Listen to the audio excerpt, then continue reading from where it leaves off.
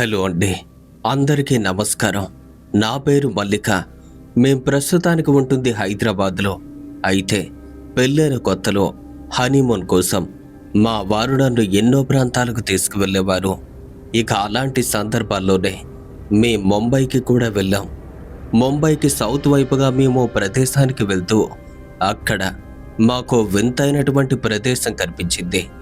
కానీ అది కుల్దారా కంటే వెరీ డేంజరస్ ప్లేస్ అని తెలియటంతో ఆ ప్రదేశం బయట నుండి అందరూ చెప్పే మాటలు విని అది నిజమా లేక అబద్ధమా అని తెలుసుకునే ప్రయత్నంలో అక్కడ సెక్యూరిటీ గార్డు కలిసి అసలు ఆ ప్రదేశంలో ఏం జరుగుతుంది అని తెలుపమని అడగ్గా అక్కడ జరిగే పరిణామాల గురించి తెలుసుకున్నాక మాకే భయం వేసింది.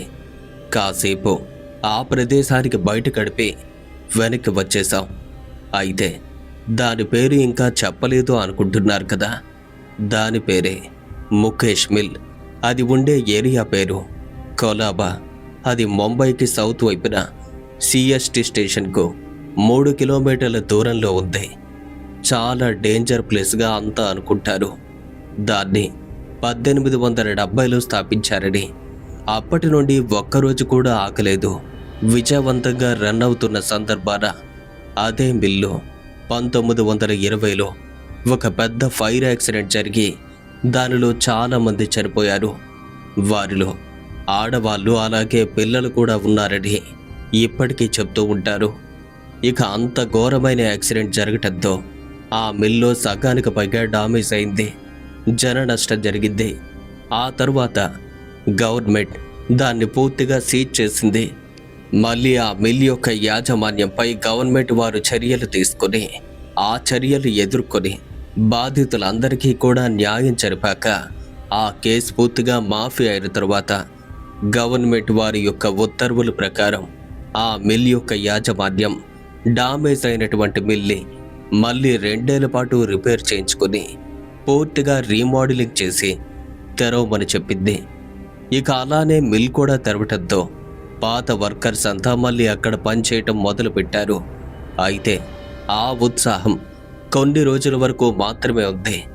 కేవలం 1 నెల రోజులు కూడా గడవక ముందే ఆ మిల్లోని వర్కర్స్ అంతా చాలా బాగా పనిలో ఉన్న సమయాన సరిగ్గా అప్పుడే మధ్యాహ్నం 1 గంట తరువాత మునుపటి కంటే చాలా ఘోరమైనటువంటి మరో ఫైర్ యాక్సిడెంట్ జరిగింది. ఇక ఆ వార్త అప్పట్లోని ముంబైనే హడలెత్తించింది. అయితే ఈసారి ఆ ఫైర్ యాక్సిడెంట్లో మునుపటి కంటే చాలా ఎక్కువ శాతంలో ప్రజలు చనిపోయారని, ఆ మిల్లు పూర్తిగా డామేజ్ కావటంతో ఇక గవర్నమెంట్ వారు ఆ మిల్లు పూర్తిగా సీజ్ చేసి పడేశారు. ఇక అప్పటి నుండి కూడా అది ఒక భయంకరమైన ప్రదేశంగా మాత్రమే ఉంది. ఆ మిల్కి దగ్గరగా వెళ్ళాలి అనుకుంటే అక్కడ ఉన్న సెక్యూరిటీ మమ్మల్ని అడ్డుకున్నారు. అయితే ఒక్కసారి వెళ్ళి వచ్చేస్తాము అని చెప్పాం.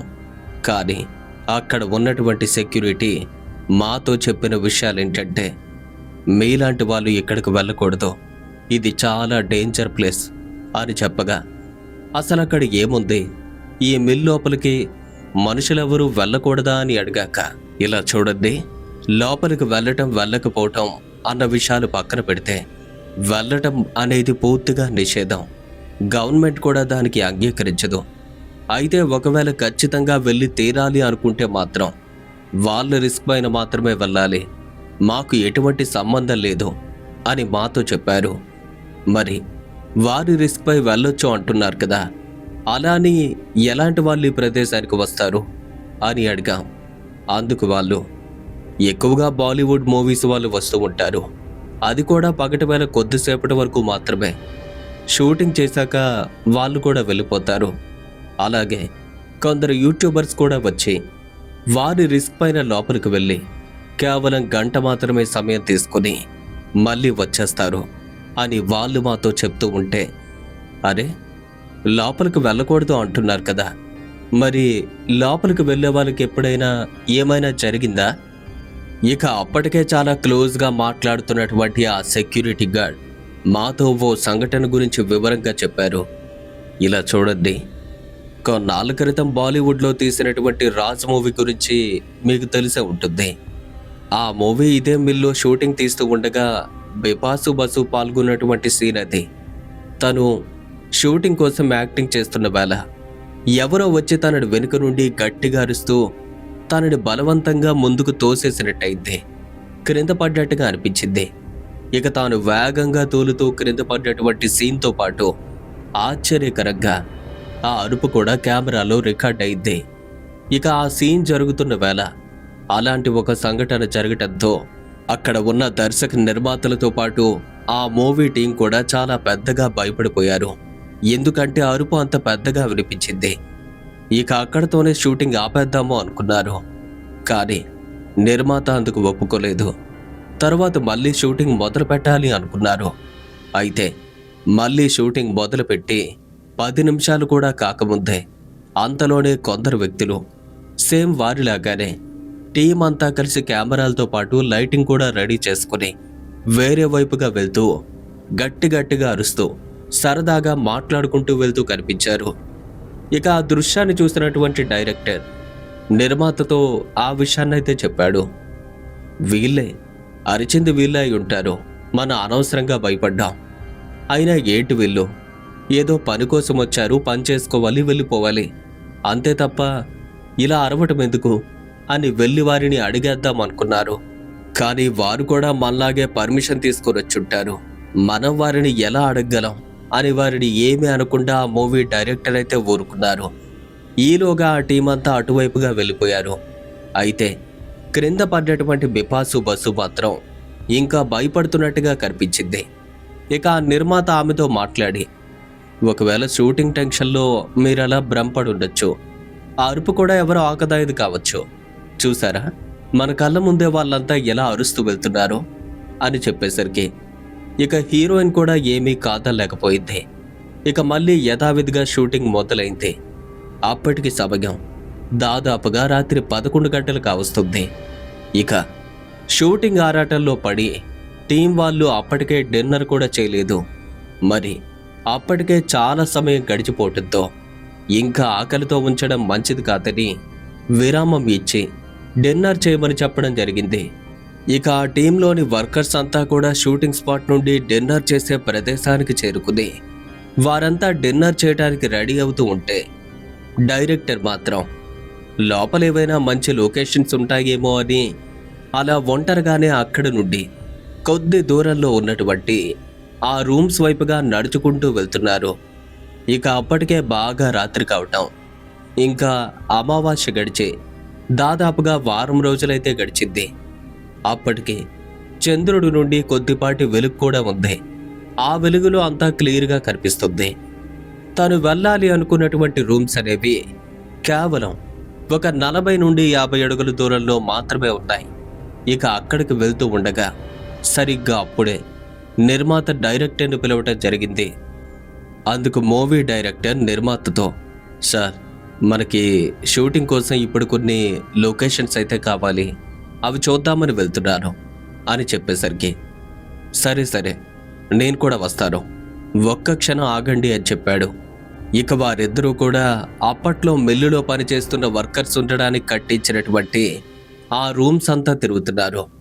అవి కూడా ఫైర్ యాక్సిడెంట్లో బాగా కాలిపోయాయని చెప్పారు. ఇక అక్కడ మనకు రూమ్స్ ఎలా దొరుకుతాయి అనగా, మనకు కావలసినవి అలాంటి రూమ్సే కదా సార్, పోనీ ఒకసారి చూసొద్దాం, ఉంటే సరే లేదంటే వదిలేద్దాం అనుకున్నారు. ఇక ఇద్దరూ పక్కపక్కనే నడుస్తూ రూమ్కి దగ్గరగా చేరుకున్నారు. ఇక వారు ఆ ప్రదేశానికి చేరుకుని చూస్తే అప్పట్లో మిల్ యొక్క యాజమాన్యం వారి కట్టించినటువంటి రూమ్స్ అన్నీ వరుసగా ఉన్నాయి. కానీ అవన్నీ ఫైర్లో బాగా దగ్ధమైనట్టుగా కనిపిస్తున్నాయి, చాలా పాడుపడ్డట్టుగా ఉన్నాయి. ఇద్దరూ కలిసి కొన్ని నిమిషాల పాటు రూమ్స్ అన్నీ చూస్తున్నారు. కానీ అవి పూర్తిగా కాలిపోయాయి, దేనికి పనికిరానట్టుగా ఉన్నాయి. ఇలాంటి రూమ్స్ని ఎలా షూట్ చేస్తాం, కనీసం ప్రేక్షకులు కూడా ఇలాంటి రూమ్ని చూడడానికి ఇష్టపడరు, వదిలేయండి సార్, ఇంకా ఏదైనా ఉంటే చూద్దాం అని చెప్పారు నిర్మాత. కానీ డైరెక్టర్ మాత్రం ఇక్కడ చాలా రూమ్స్ ఉన్నాయని సెక్యూరిటీ గార్డ్ చెప్పారు. మనం చూసింది కేవలం ముందు భాగం మాత్రమే, వెనక్కి వెళ్తే ఇంకా చాలా చూడొచ్చు, ఒక్కసారి వాటిని కూడా చూద్దాం, చూడడంలో తప్పులేదు కదా అని చెప్పగా వాటి వెనక్కి వెళ్ళి చూస్తే దాదాపుగా వందల సంఖ్యలో రూమ్స్ కనిపిస్తున్నాయి. కానీ అక్కడక్కడ పూర్తిగా శిథిలావస్థలో ఉన్నటువంటి రూమ్స్తో పాటు కొన్ని పాక్షికంగా దెబ్బతిన్నటువంటి రూమ్స్ కూడా కనిపిస్తున్నాయి. అలా ఇద్దరూ కలిసి చూస్తే కొన్ని రూమ్స్ పూర్తిగా పాడైనట్టు, మరికొన్ని షూటింగ్కి పర్వాలేదు అన్నట్టుగా ఉన్నాయి. దాదాపుగా 10 నిమిషాల పాటు ఇద్దరూ కలిసి చూస్తూ ఉంటే అప్పుడే నిర్మాత పాస్ పోసుకోవటం కోసం వెనక్కి తగ్గడం జరిగింది. అది గమనించలేని డైరెక్టర్ ఇంకా మరికొన్ని రూమ్స్ దాటుకుంటూ వెళ్తున్నాడు. ఇక అప్పటికే వారిద్దరి మధ్య చాలా గ్యాప్ అయితే మొదలైంది. ఇంతలోనే డైరెక్టర్కి ఓ రూమ్ కనిపించింది. ఈ రూమ్ చాలా పద్ధతిగా ఉంది, పైగా చెట్లు కూడా ఎక్కువగా ఉన్నాయి. ఇటువంటి రూమ్ సెలెక్ట్ చేస్తే బాగుంటుంది అన్న ఉద్దేశంతో చేతిలో ఉన్నటువంటి టార్చ్ లైట్ని రూమ్ పై భాగంలో చూపిస్తూ, అబ్బా నిజంగానే ఇది పర్ఫెక్ట్గా ఉంటుంది. అలా ఆ రూమ్కి దగ్గరగా వెళ్తుంటే రూమ్ యొక్క డోర్స్ కూడా తెరుచుకున్నట్టు కనిపించాయి. పైగా ఆ డోర్ పైన ఒక తెల్లని చీర ఆరబెట్టుకుని ఉన్నట్టు ఉంది. ఇక దాని వైపు టార్చ్ లైట్ యొక్క వెలుగు చూపించగా చూస్తుంటే అది అప్పుడే ఆరబెట్టినట్టు కనిపించింది. అదేంటి, ఇలాంటి ప్రదేశంలో ఇంత చదునుగా ఒక చీర ఆరబెట్టినట్టుగా ఉంది? చూస్తుంటే ఇక్కడ మనుషులెవరూ ఉండే ప్రదేశాలా లేదు. మరి ఇదెలా సాధ్యం? ఇక టార్చ్ లైట్ యొక్క వెలుగును తెరుచుకున్నటువంటి ఆ డోర్ వైపుగా చూపించారు. ఆ లైటింగ్లో స్పష్టంగా అంటూ ఏమీ కనిపించలేదు. ఇంకా లోపల కూడా ఒక డోర్ అయితే మూసి ఉన్నట్టు కనిపించింది. ఇదేదో షూటింగ్ తీసుకోవటానికి బాగున్నట్టుగా ఉంది అని తెరిచి ఉన్నటువంటి ఆ డోర్ యొక్క భాగం నుండి అలా లోపలికి వెళ్ళారు. అంతే, అంతవరకు ఆ గదిలో ఉన్న చీకటి ఒక్కసారిగా మాయమైంది. చూస్తే అది చాలా పురాతనమైన ఇల్లులా ఉంది.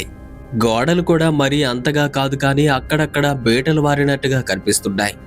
టార్చ్ లైట్ యొక్క వెలుగులో ఆ గదంతా గాలిస్తూ ఎదురుగా ఉన్నటువంటి డోర్ వైపుగా దృష్టి సారించారు. ఆ డోర్కి అలాగే డైరెక్టర్కి మధ్య గ్యాప్ అనేది సుమారుగా ఒక 15 అడుగులు ఉంటుంది. ఒక్కొక్క అడుగు ముందుకు వేసుకుంటూ టార్చ్ లైట్ యొక్క వెలుతురు అటువైపుగా చూపించి డోర్కి మరింతగా దగ్గర కాబోతున్న వేళ ఎక్కడి నుండో ఒక శబ్దం తనకైతే వినిపించింది. అది కూడా ఒక మనిషి మాట్లాడుతున్నట్టు. ఇది ఎక్కడి నుండి వినిపిస్తుంది అని మళ్ళీ ఒకసారి తన వెనక్కి తిరిగి చూసుకున్నారు. కానీ అక్కడ ఎవ్వరూ కనిపించలేదు. అయితే మాటలు ఎక్కడి నుండి వస్తున్నాయో అర్థం కాలేదు. ఇక మళ్ళీ డోర్ వైపుగా లైటింగ్ చూపిస్తూ ఆ కొద్ది దూరాన్ని ఛేదించి సరిగ్గా డోర్కి దగ్గరగా చేరుకున్నారు. ఇక డోర్ పైన చెయ్యి వేసి గడియ కోసం వెతుకుతూ ఉంటే అసలు ఆ డోర్కి గడియ లేనట్టుగా కనపడింది. అది గమనించి, అంటే ఈ డోర్కి గడియ లేదన్నమాట. సరే ముందుకు నెట్టి చూద్దామని మూసి ఉన్నటువంటి ఆ డోర్ని అలా ముందుకు నెట్టగా అది లోపలికి పోవటం లేదు. అంటే నిజంగానే ఇక్కడెవరో ఉన్నారన్నమాట. పోనీ ఒక్కసారి లోపలికి చూద్దాం అని అక్కడ ఒక చిన్న రంధ్రం ఉంటే దాని గుండా లోపలికైతే చూశారు. ఆ రంధ్రం నుండి చూడగానే తన కంటికి ఎదురుగా ఒక లాంతర్ వెలుగు కనపడింది. ఇక అనుమానం లేదు, ఖచ్చితంగా ఇంట్లో ఎవరో ఉన్నారు అని ఆ రంధ్రం లోపల నుండి చూస్తున్నటువంటి డైరెక్టర్ అలా ఆ రంధ్రం నుంచే ఆ గది మొత్తాన్ని కూడా గాలిస్తూ ఉంటే అప్పుడే ఆ గది యొక్క మూలపై వయసు పైబడినటువంటి ఒక వృద్ధురాలు ముఖం కనిపించకుండా తలపైన కొంగు కప్పుకొని అటువైపుగా తిరిగి మోకాళ్ళపైన కూర్చున్నట్టు కనపడింది. ఇక చెవులు మరింతగా రెక్కబొడిచి ఏమైనా వినిపిస్తుందా అని చూస్తున్నారు. చూస్తుంటే తానేదో చదువుతున్నట్టుగా ముందుకి వెనక్కి ఊగుతున్నట్టుగా కనిపించింది. ఇక అప్పుడే ఆమెను పిలుద్దామో అనుకున్నాడు. కానీ ఏం చేస్తుందో చూశాక మళ్ళీ పిలవాలి అన్న ఉద్దేశంతో అలా చూస్తూ ఉంటే ఆ వృద్ధురాలు మాత్రం దేన్నో చదువుతూ ఉంది. చదువుతున్నదేంటో చూద్దామో అనుకున్నాడు. కానీ ఎంతకీ తెలియటం లేదు. ఎలా తెలుసుకోవాలో అర్థం కాక సరే ఒక్కసారి ఈ రంధ్రంలో చెవి పెట్టి వింటారు అని డోర్కి ఉన్నటువంటి ఆ రంధ్రం వద్ద తన చెవి పెట్టి వింటుంటే అంతవరకు తెలియని విషయం అప్పుడు తెలిసింది. వినగా అర్థమైంది ఏంటంటే తాను చదువుతుంది ఖురాన్, అంటే ఈ రూమ్లో ఉంటున్న వాళ్ళు ముస్లిమ్స్ అన్నమాట అని నిజం తెలుసుకున్నాక మెల్లగా డోర్ కొట్టడం మొదలుపెట్టారు. ఇక డోర్ శబ్దం తనకు వినిపించడంతో ఖురాన్ చదువుతున్న తాను వెనక్కి తిరిగి చూడకుండా అలా డోర్ కొట్టద్దు అన్న విధంగా తనలో తాను విసుగు చెందుతున్నట్టుగా అనిపించింది. తలపైన ముసుగు సర్దుకుంటుంది. ఇక ఆ టైంలో ఆమెను డిస్టర్బ్ చేయకూడదు అన్నటువంటి విషయం డైరెక్టర్కి తెలుసు. కానీ ఇంకా వేరే వాళ్ళు ఉంటారు కదా, వాళ్ళైనా డోర్ తెరిచే అవకాశం ఉంది అన్న ఉద్దేశంతో ఇంకా డోర్ కొడుతూ ఆమెను పిలిచి ఒక్కసారి డోర్ తెరవమని గట్టిగా అరిచారు. ఇక అంతవరకు తన పిలుపులు విన్నటువంటి ఆ వృద్ధురాలు కోపంతో ఊగిపోతుంది. అంత దూరంలో ఉన్నటువంటి తాను మెరుపు వేగంతో డోర్ దగ్గరకు వచ్చి ఇక డైరెక్టర్ పిలిచే పిలుపు పూర్తి కాకుండానే ఆ డోర్ దానంతట అదే తెరుచుకున్నట్టు ఆ రూమ్ అంతా ఎగిరిపోయేలా గట్టిగా ఒక్క అరుపు అయితే వినపడింది. అంతే, ఆ అరుపు అక్కడ ముందుగా ఉన్నటువంటి షూటింగ్ హాల్లో ఎలా అయితే వినిపించిందో అచ్చం అలానే అరుస్తూ, ఇక్కడికి మిమ్మల్ని ఎవరు రమ్మన్నారు, మీరు రావటం నాకు ఇష్టం లేదు అన్నట్టుగా అంతే. ఇక ఆ అరుపు యొక్క సౌండ్కి ఒక్కసారిగా డైరెక్టర్ కళ్ళు పచ్చబడ్డాయి. ఇక వెంటనే తాను కళ్ళు మూసుకుని భయంతో తాను కూడా అరిచేసరికి ఆ వృద్ధురాలు ఒక్కసారిగా మాయమైపోయింది. ఇక డైరెక్టర్ కళ్ళు తెరిచి చూస్తే తాను ఉన్నది రూమ్ కాదు, పూర్తిగా శిథిలావస్థలో ఉన్నటువంటి ఒక పాడుబడ్డ రూమ్ అది. అంతవరకు బాగానే కనిపిస్తున్నారు, ఆ క్షణం అలా లేదు.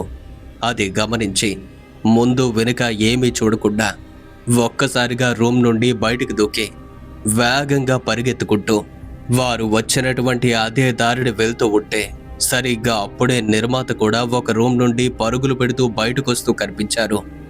ఇక ఇద్దరూ ఒకరిని ఒకరు చూసుకున్నాక జరిగిన విషయాల గురించి తర్వాత మాట్లాడుకుందాం, ముందెక్కడి నుండి వెళ్ళిపోవాలి అనుకున్నారు. ఇక వారి కనిపించినటువంటి దృశ్యాలను తలుచుకుంటూ మరింత వేగంగా పరిగెత్తి చివరికి వారి టీం ఉన్న ప్రదేశానికి చేరుకున్నారు. ఇక అప్పటికే ఇద్దరూ కూడా ఆయాసంతో ఊగిపోతున్నారు. ఒకవైపు టీం అంతా కూడా డిన్నర్ చేసి షూటింగ్ కోసం రెడీ అవుతూ ఉంటే నిర్మాత మరియు డైరెక్టర్ ఇద్దరూ కూడా ఇక ఈ రోజుతో ఇక్కడ షూటింగ్ ఆపేస్తున్నాం, మనం వెంటనే ఇక్కడి నుండి వెళ్ళిపోవాలి అని చెప్పారు. అలా వారు చెప్పేసరికి టీం అంతా కూడా షాక్ అయ్యారు. షూటింగ్ చేయకుండా ఎలా వెళ్ళిపోతామని ఒకరి ముఖాలు ఒకరు చూస్తుంటే ఇంకేమీ ఆలోచించద్దు, వెంటనే ఇక్కడి నుండి బయటపడాలి అని డైరెక్టర్ చెప్పడంతో వెంటనే అక్కడ ఉన్నటువంటి లగేజ్ అంతా సర్దుకుని కొద్ది నిమిషాల్లోనే ఆ ప్రదేశాన్ని ఖాళీ చేశారు. అయితే ఆ తర్వాత 15 రోజుల వరకు షూటింగ్ చెయ్యలేకపోయారట. కారణం ఏంటంటే ఆ మూవీ నిర్మాత అక్కడ తనకి ఎదురైన అనుభవాన్ని చూసి బాగా భయపడ్డారని తరువాత తెలిసింది. అలా సెక్యూరిటీ గార్డ్ చెప్పగా మరి డైరెక్టర్కి అయితే ఖురాన్ చదువుతున్నట్టుగా ఒక ఆమె కనిపించింది, ఈ విషయం చెప్పారు. మరి నిర్మాతకి ఏం కనిపించింది? ఇక అప్పుడు ఆ వాచ్మ్యాన్ ఆ దృశ్యాన్ని ఎలా చెప్పడం మొదలుపెట్టారు. ఇద్దరూ కలిసి ఆ రూమ్ వైపుగా వెళ్తూ ఉంటే ముందుగా మనం చెప్పుకున్నాం కదా, నిర్మాత పాస్ కోసం అక్కడే ఆగిపోయాడు అని. వారు నా వెంటే వస్తున్నారు కదా అని డైరెక్టర్ ముందుగా వెళ్ళిపోతున్నారు. ఈలోగా వారిద్దరి మధ్య గ్యాప్ అయితే వచ్చింది. సరిగ్గా అంతలోనే నిర్మాతను ఎవరో ఒక రూమ్ నుండి పిలిచినట్టయింది. అలా పిలిచింది కూడా తనకు తెలిసిన వాళ్ళెవరో అన్నట్టుగా ఉంది. ఇక పక్కకు తిరిగి చూస్తే ఆ రూమ్ వద్ద నుండి ఒక వ్యక్తి నిర్మాతను ఒక్కసారి రూమ్ వైపుగా రమ్మన్నట్టుగా కనపడింది. ఇక వెంటనే ఆగి ఆ వ్యక్తి వైపుగా నడిచి వెళ్తున్నారు. ఆ వ్యక్తి చూడటానికి 50 ఏళ్ల వయసులో అయితే ఉన్నాడు. తాను వేసుకున్నది కూడా ఒక యూనిఫామ్. ఎలా అంటే మనిషి కూడా పూర్తిగా బక్కగా ఉన్నాడు. ఇక దగ్గరికి వెళ్ళినటువంటి నిర్మాత, ఎవరు మీరు, ఎక్కడున్నారేంటి, నన్నెందుకు పిలిచారు అని అడగ్గా, మీరు ఇక్కడ పనిచేస్తున్నాను, సెక్యూరిటీ గార్డ్ని, ఇంతకీ మీరు షూటింగ్ కోసం వచ్చారా అని అడిగాడు. ఇక నిర్మాత అవును అన్నట్టుగా తలూపుతూ ఇక్కడ మనుషులెవరూ ఉండరని చెప్పారు, మరి ఇంత రాత్రి వేళ ఒంటరిగా ఎక్కడేం చేస్తున్నారు అనగా, భలేవారే, మీలాంటి వాళ్ళంటే ఎప్పుడో ఒక్కసారి వస్తారు, కానీ మేమెప్పుడు ఇక్కడే ఉండాలి. సరే కానీ మీరు ఈ టైంలో అటువైపు ఎక్కడికి వెళ్తున్నారు అనగా, మేము షూటింగ్ కోసం ఏదైనా స్పాట్ ఉంటుందా అని చూస్తున్నాం, ఎలాగో ఇటువైపు రూమ్స్ అన్నీ ఉన్నాయి కదా, వాటిలో ఏదైనా ఒక మంచి రూమ్ దొరుకుతుందని వెతుకుతున్నాము అనేసరికి, సరే అయితే ఆ రూమ్ కోసం అంత దూరం వెళ్లాల్సిన పనేముంది? ఈ రూమ్ వెనక్కి వెళ్తే చాలా వరకు మంచి రూమ్స్ ఉంటాయి. ఇక ఆ ప్రదేశాల్లో చాలా వరకు సినిమా షూటింగ్స్ కూడా జరిగాయి అని చెప్పగా, అవునా, ఆ విషయం నాకు తెలియదు కదా, ఇంతకీ అవి ఎక్కడున్నాయి అని అడిగాడు. అందుకు ఆ సెక్యూరిటీ గార్డ్ ఈ రూమ్ దాటితే చాలు అని సమాధానమిచ్చాడు.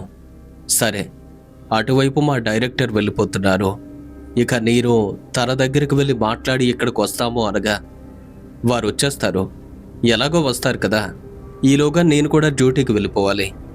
ఒకవేళ నేను వెళ్ళిపోయాను అనుకోండి, మీకు రూమ్ తెలియదు కదా, ఎలా వెళ్తారు? ఒక్కసారి వచ్చి ఆ రూమ్ చూసుకొని వెళ్ళిపోండి. ఇక నిర్మాతకు అది కూడా కరెక్టే అనిపించింది.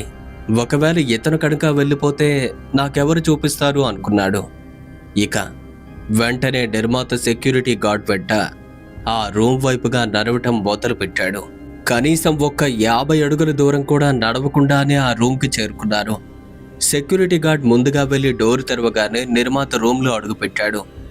తన చేతిలో ఉన్నటువంటి టార్చ్ లైట్తో రూమ్ని చూస్తూ, సెక్యూరిటీ, నిజంగా ఇలాంటి రూమ్స్ కూడా ఇక్కడున్నాగా? అసలు అప్పట్లో ఈ రూమ్లో ఎవరుండేవారు అనగా, ఈ మిల్లు ఫైర్ యాక్సిడెంట్ కాకముందు సెక్యూరిటీ ఆఫీసర్ ఇక్కడే ఉండేవారు. కానీ ఆ ఫైర్ యాక్సిడెంట్లో ఆ సెక్యూరిటీ ఆఫీసర్ కూడా అనుకోకుండా చనిపోయారు. వారి కోసం మిల్లు యాజమాన్యం వారు ఈ రూమ్ని ప్రత్యేకంగా నిర్మించారు. ఇప్పుడు మీకు ఈ రూమ్ కనుక నచ్చింది అంటే ఖచ్చితంగా షూటింగ్ చేసుకోవచ్చు. సరే సార్, నేను మీకు రూమ్ అయితే చూపించాను, ఇంక నేను డ్యూటీకి వెళ్ళాలి అని చెప్పి వెంటనే అక్కడి నుండి వెళ్ళిపోయాడు.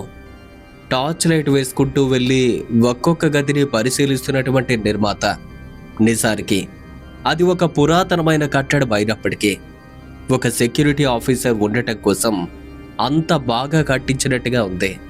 ఇక అలా ఆలోచిస్తూ ఒక్కొక్క గదిని దాటుకుంటూ 3వ గదిలో అడుగు పెట్టారు.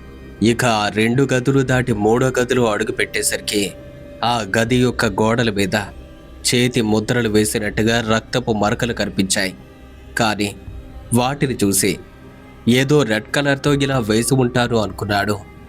ఆ గది తరువాత కేవలం కిచెన్ మాత్రమే ఉంటుంది. ఇంకా అక్కడికి వెళ్ళటం ఎందుకు అని వెనక్కి తిరిగి వస్తుంటే గోడలపై ఉన్నటువంటి ఆ ఎర్రని చేతి ముద్రలు నిర్మాతను ఆకర్షించాయి.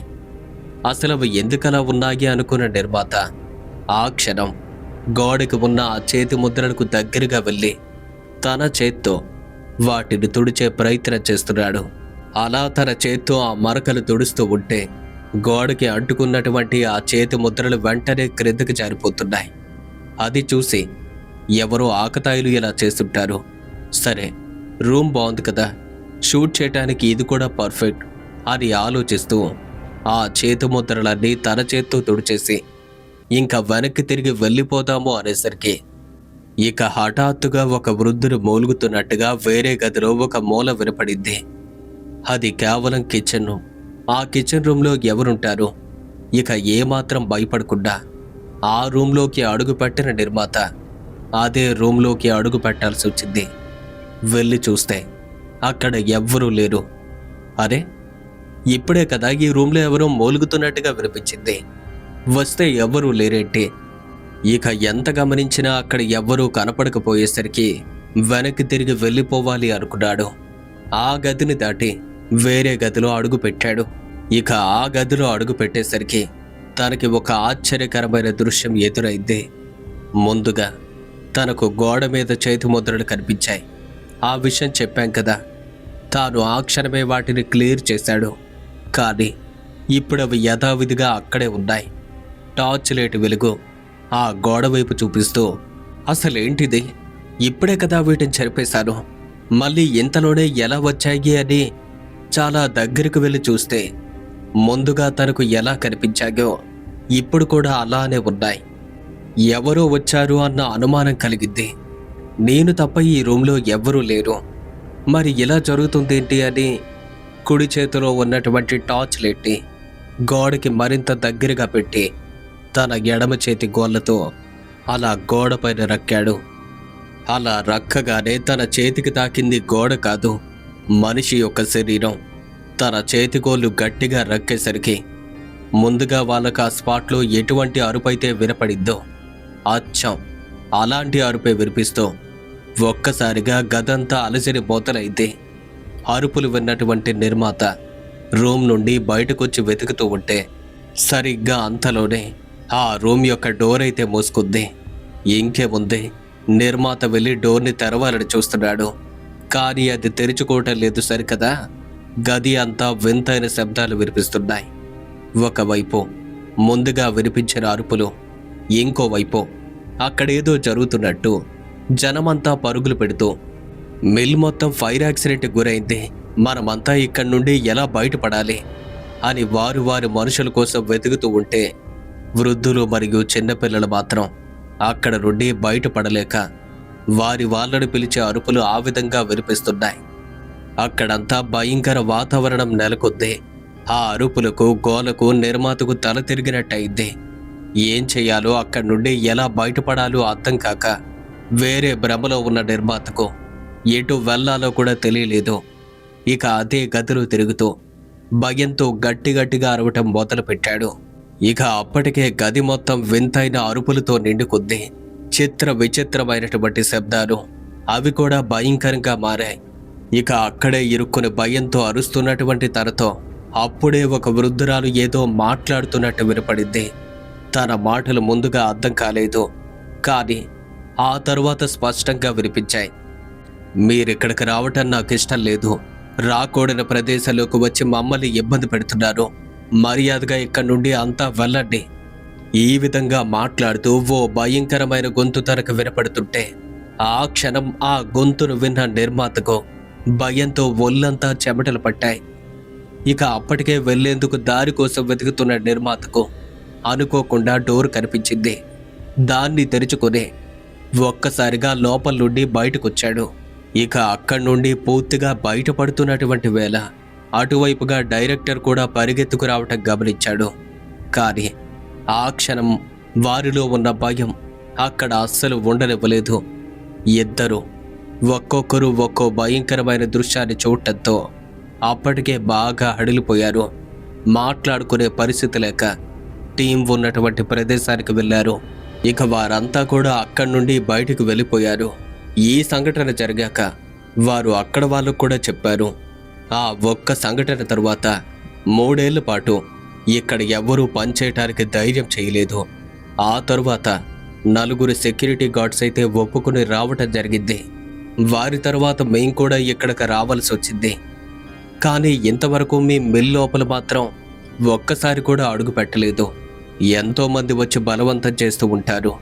ఇక వారి బలవంతం మీదుగానే మేము వారిని సీక్రెట్గా పంపిస్తూ ఉంటాం. కానీ వారు లోపలికి వెళ్ళి ఏదో ఒకదాన్ని చూస్తారు, భయపడి వెనక్కి తిరిగి వచ్చేస్తూ ఉంటారు. మాకు చెప్తారు, ఇదేమీ నేను మిమ్మల్ని భయపెట్టడానికి చెప్పేది కాదు, రియల్గా ఈ మిల్లో ఎప్పటికీ జరుగుతున్నవే. మరి ఇలాంటి ప్రదేశాల్లోకి మీలాంటి కొత్తగా పెళ్ళైన వారు వెళ్ళాలి అనుకోవటం ఎంతవరకు కరెక్టో మీరే చెప్పండి. ఆ విధంగా ఆ సెక్యూరిటీ గార్డ్ చెప్పగా వారు అంతలా చెప్పేసరికి మాకు కూడా భయం వేసింది.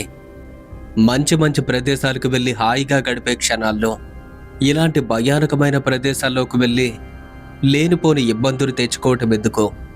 ఇక వెంటనే మేము అక్కడి నుండి వెనక్కి తిరిగి వచ్చేసాం. అయితే మీలో చాలామంది రాజు మూవీని చూసే ఉంటారు. అందులో ఓ భయంకరమైన అరుపు ఉంటుంది. ఇక అలాంటి అరుపు కోసం ఎన్నో విధాలుగా ట్రై చేశారు, కానీ ఏది వర్కౌట్ కాలేదు. ఎవ్వరూ అలాంటి అరుపైతే అరవలేకపోతున్నారు.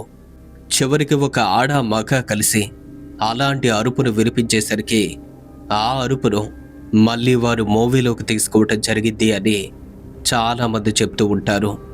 ఈ విధంగా మల్లిక గారు వారు ముంబైలో చూసినటువంటి ముఖేష్ మిల్ గురించి ఈరోజు మనతో పాటు షేర్ చేసుకోవటం జరిగింది. ఇది ముందుగా నాకు కూడా నమ్మాలి అనిపించలేదు, కానీ గూగుల్లో సెర్చ్ చేస్తే నిజంగానే అది ఒక హాంటెడ్ ప్రదేశం అని తెలిసింది. మరి అలాంటి ఒక ప్రదేశం గురించి తెలుసుకున్నారు కదా, దానిపైన మీ యొక్క అభిప్రాయాన్ని ఖచ్చితంగా క్రింద కామెంట్స్ రూపంలో తెలియచేయండి. ఒకవేళ మీకు కూడా ఇలాంటి హాంటెడ్ ప్లేసెస్ ఏవైనా తెలిసి ఉంటే, వాటి వెనుక ఉన్న కథలు ఏవైనా తెలిసి ఉంటే మాతో పాటు షేర్ చేసుకోవచ్చు. మన యొక్క ఇన్స్టాగ్రామ్కి డైరెక్ట్గా DM చేసి మీరు మాకు ఆ వివరాలు పంపించవచ్చు. అలాగే ఇంకో ముఖ్యమైన విషయం, ఈ వీడియో కనుక మీకు నచ్చినట్టయితే లైక్ చేయటం మాత్రం మర్చిపోవద్దు. వీలైతే ఒకరు లేదా ఇద్దరికైనా ఈ వీడియోని షేర్ చేయడానికి ప్రయత్నించండి. ఇలాంటి మరిన్ని హారర్ స్టోరీస్ కోసం ఇప్పుడే మన ఛానల్ను సబ్స్క్రైబ్ చేసుకోండి. నెక్స్ట్ ఒక అద్భుతమైన హారర్ స్టోరీతో మళ్ళీ కలుసుకుందాం.